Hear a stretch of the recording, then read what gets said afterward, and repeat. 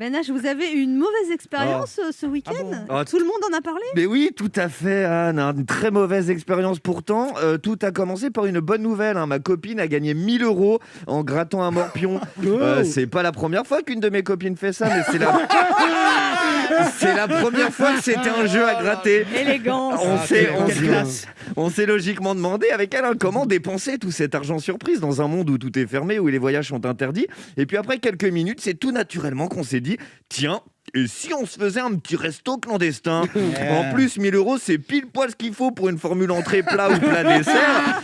C'est parfait. Là, j'appelle une connaissance que j'ai dans le showbiz. Excuse-moi de te déranger. T'as pas une adresse de restaurant? Elle m'en donne une. Merci Anne, on se voit mardi.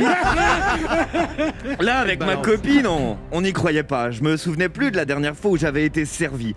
Si on ne compte pas tous les repas où je suis avec ma copine finalement. Bref, on était tous excités et à la fois un peu apeurés. Existe-t-il encore ce genre d'établissement pour personnes privilégiées ou vainqueurs de jeux à gratter en pleine période de pandémie? Eh ben oui. La réponse est oui. Eh bien, je peux vous dire, les amis, que ça a été un choc, un scandale. Quand j'ai vu tous ces gens agglutinés dans cette salle, je me suis dit, mais comment peut-on payer si cher pour un repas si dégueulasse? 400 balles pour une plâtrée de tagliatelle et 3 moules marinières. J'avais les boules. Il n'y a pas que le Covid qui prive de goût et d'odorat, il y a le pognon aussi, a priori. Qui est ce chef? Du coup, j'ai appelé M6 dans la foulée pour que ce restaurant passe absolument dans Cauchemar en cuisine.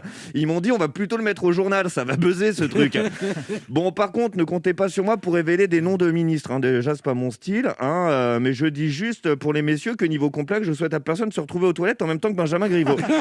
Bref, sachez que suite à cette expérience, j'ai évidemment fait suite. On est en 2021, mais plus de critiques sur TripAdvisor. On la met directement sur le site du ministère de l'Intérieur.